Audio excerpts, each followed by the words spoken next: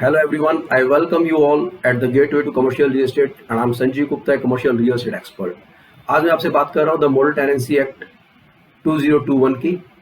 और अभी ये जो हाल ही में 2 जून को ही लागू किया गया है और इसके तहत लैंडलॉर्ड और टेनेंट्स उन दोनों की ही जो है उनकी जो इंटरेस्ट है उनको प्रोटेक्ट करने के लिए ही उसके मद्देनजर ही इसको तहत ही इसको गठन किया गया है।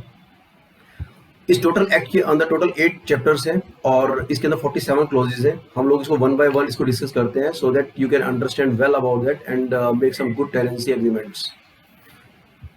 जो पहले चैप्टर के अंदर अगर आप देखते हैं तो इसके अंदर हम देखते हैं कि सबसे पहले बताया गया कि लैंडलॉर्ड की डेफिनेशन क्या है, ओनर किसको बोलते हैं, लेसर लेसी किसको बोला जाता है, तो वो सब डिफाइन किया गया है।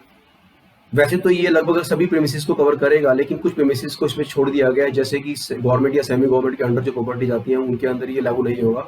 इसी तरीके से किसी ऑर्गेनाइजेशन ने, किसी यूनिवर्सिटी ने अपने एम्प्लॉयज़ को अपने सर्विस कॉन्ट्रैक्ट के तहत उनको कोई प्रेमिसेस दिया हुआ है तो वो भी इसके अंदर लागू नहीं होगा। और ऐसे ही वक्फ बोर्ड या रिलीजियस प्रॉपर्टीज कुछ हैं वो इसके अंदर लागू नहीं होती हैं। उसके अलावा सभी प्रॉपर्टीज में आप इसको लागू कर सकते हैं। चैप्टर नंबर 2 जो है कि 4 to 7 क्लोजेज को कवर करता है, जिसके अंदर टेनेंसी के बारे में बताया गया है।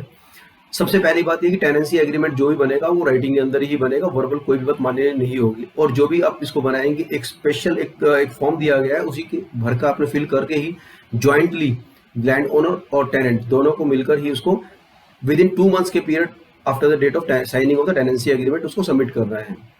इन केस अगर वो ज्वाइंटली सबमिट नहीं करते तो एक ओनर और एक टेनेंट अलग अलग भी कर सकते हैं। उन 2 महीने के बाद 1 महीने का टाइम उनके पास फिर भी रहेगा कि वो उसको सबमिट कर दें।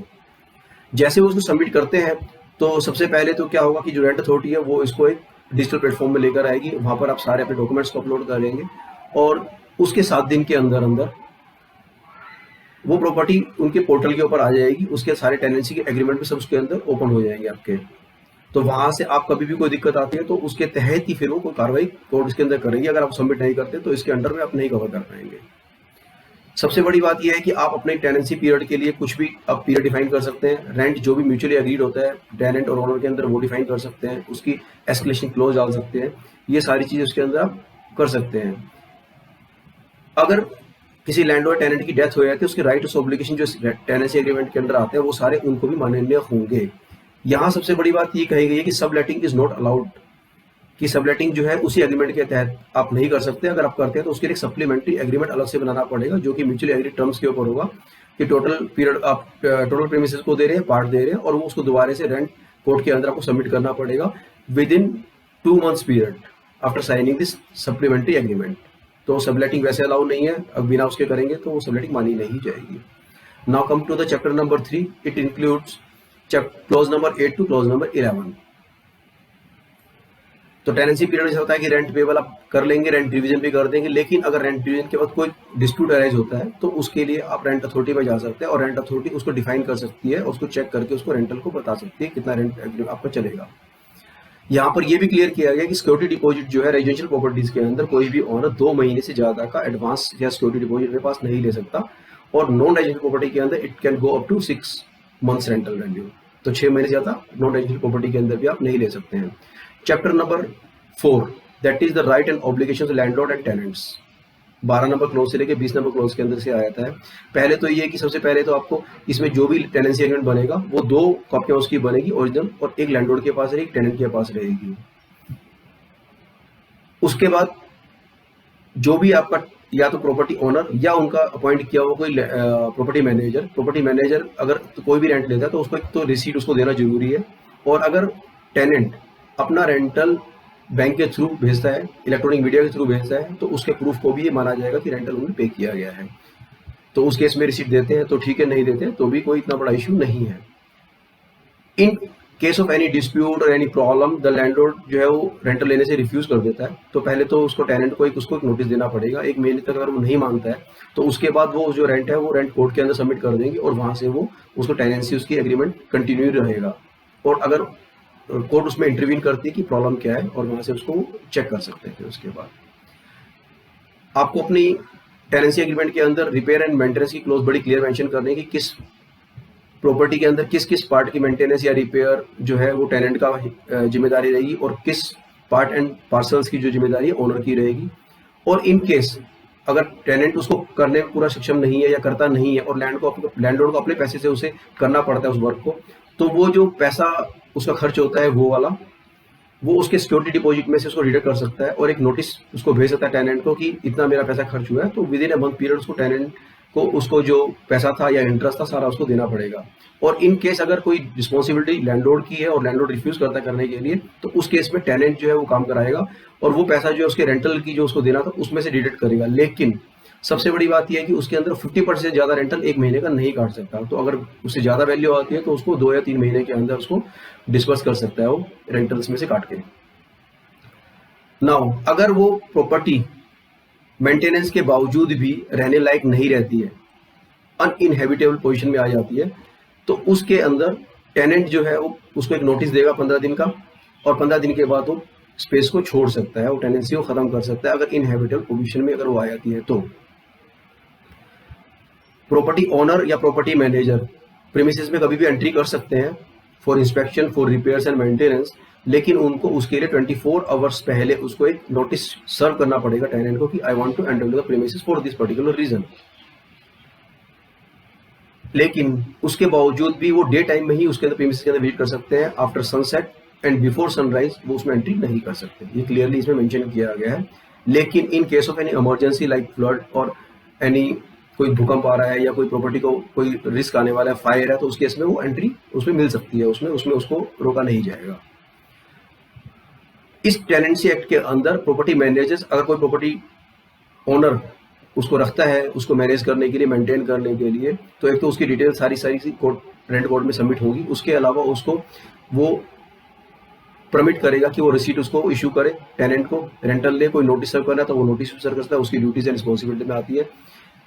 रिपेयर्स कराएगा, मेंटेनेंस करा सकता है, वो सारे वो डिफाइन करना पड़ेगा, उसके रूल्स एंड रेगुलेशंस क्या रहेंगे। हाँ, अगर मान लो कोई आपने मैनेजर रखा और वो कुछ अनड्यू कुछ वर्क करता है जो कि not in the permission of being not taken permission from the landlord, तो उस केस में अगर कोई नुकसान होता है आइदर टेनेंट को या लैंडलॉर्ड को, तो उस केस के अंदर आप रेंट कोर्ट को इंटीमेट कर सकते हैं और उसके अगेंस्ट एक्शन लिया जा सकता है और उसको पनिश भी किया जा सकता है।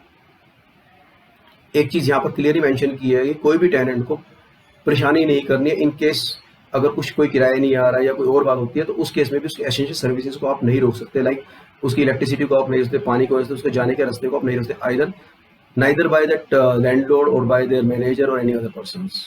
तो ये क्लियरली मेंशन है, इसको डिस्टर्बेंस को क्रिएट नहीं करेंगे। Now we come at chapter number 5, that is it is in clause number 21 to clause number 29 about the eviction recovery position of the premises by the landlord.